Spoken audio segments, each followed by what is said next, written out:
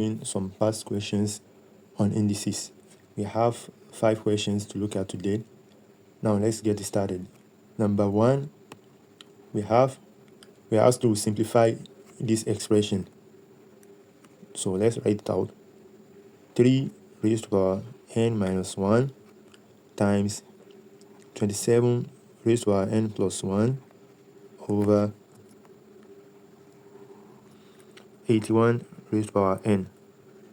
3, 27, and 81 are the bases, respectively. So 27 could be written in index form with base 10, also 81. So we are going to have 3 raised to the power n minus 1 times 27 in index form, that is 3 raised to the power 3, bracket n plus 1, close bracket, all over 81 with base 3. So in index form, that's going to be 3 raised to the power 4. If you multiply 3 4 times, we have 81. So 4 times n, 4n. So the next thing to do, so we are going to remove the bracket of these indices. So we have 3 raised to the power n minus 1 times 3 raised to the power 3 times n, 3n, 3 times plus 1, that is plus 3, all over 3 raised to the power 4n.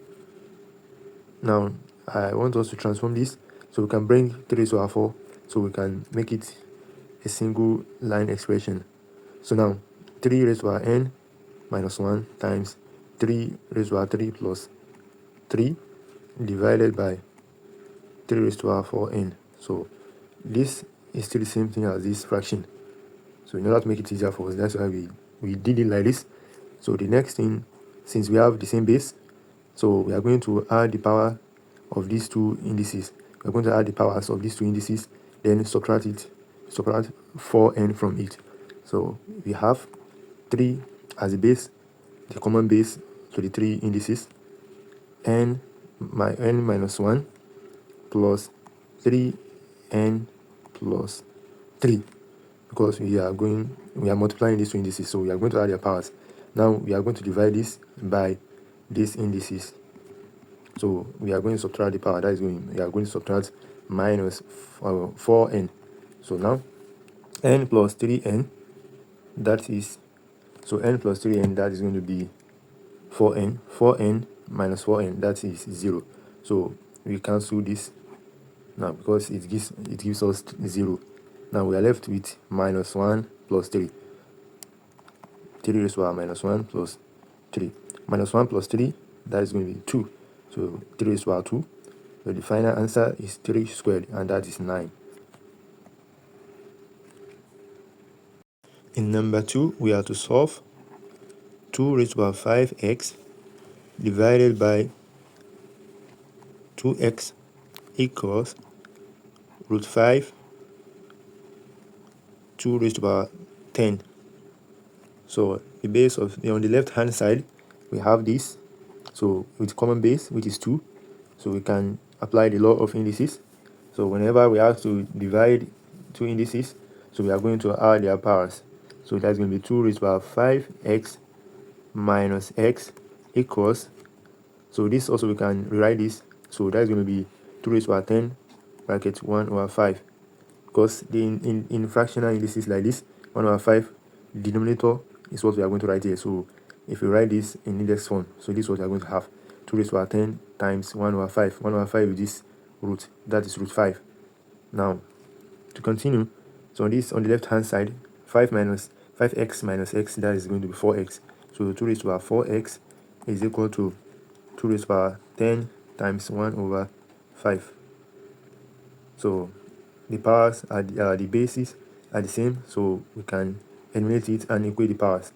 4x is equal to 10 times 1, 10 divided by 5, that is going to be 2. So in order to get the final answer, the solution, the value of x, we are going to divide by its coefficient, which is 4. So divide both sides by 4, because anything you do to one side of the equation, you must do it to the other side. So x is equal to, so 2 into 1, 2 in 4, 2. So that's going to be 1 over 2. So the final answer is half 1 over 2. X is equal to 1 over 2.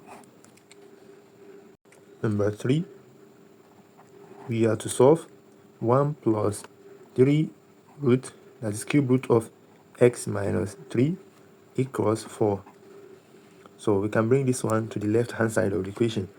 So doing so, we are going to be left with cube root of x minus 3 is equal to 4.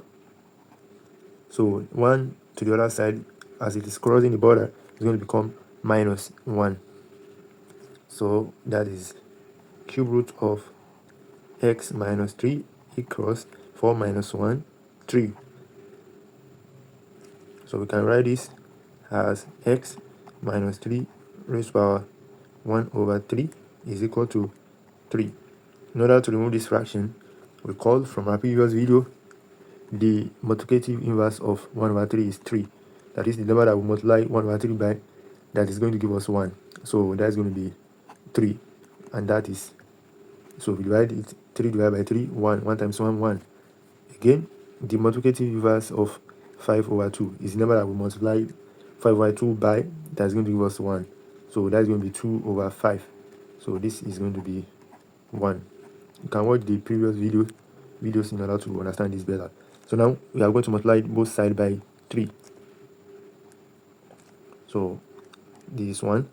So x minus 3 raised to power 1 is equal to 3 cube, 3 raised to power 3, that is 3 times 3, 9, times 3, 27. So we have x minus 3 is equal to 27. Now x is equal to 27 plus 3.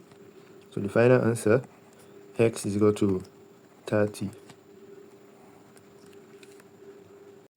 Number 4, we have 27x times 3 minus 1, 3 raised to power 1 minus x over 9 raised to power 2x equals 1. So we are asked to find the value of x.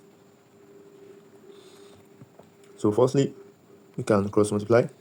So we have 27 raised to power x times 3 raised to power 1 minus x is equal to 9 raised to power 2x times 1, that is going to be 9 raised to power 2x. So 27, 3, and 9. So we can write them in index form with base 3.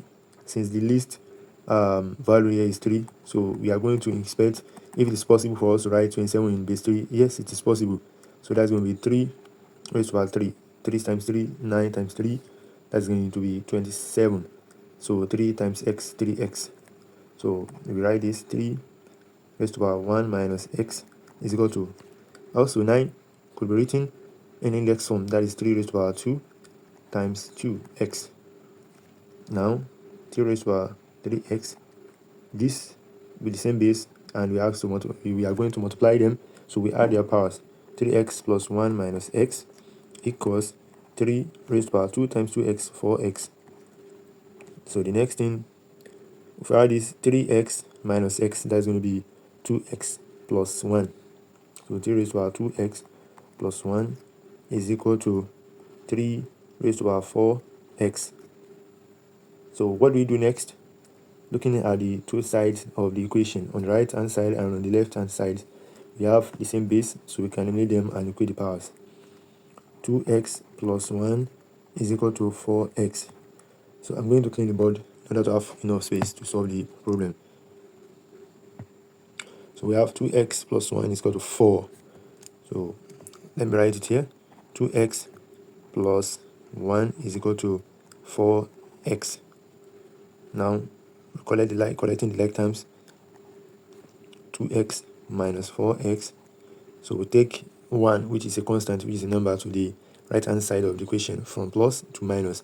So we have minus 1, 2x minus 4x, 2 minus 4, 2 is smaller, 4 is bigger. So we are going to have negative, that is minus 2x equals minus 1. So what do we do next? We divide both sides of the equation by the coefficient of x, which is minus 2.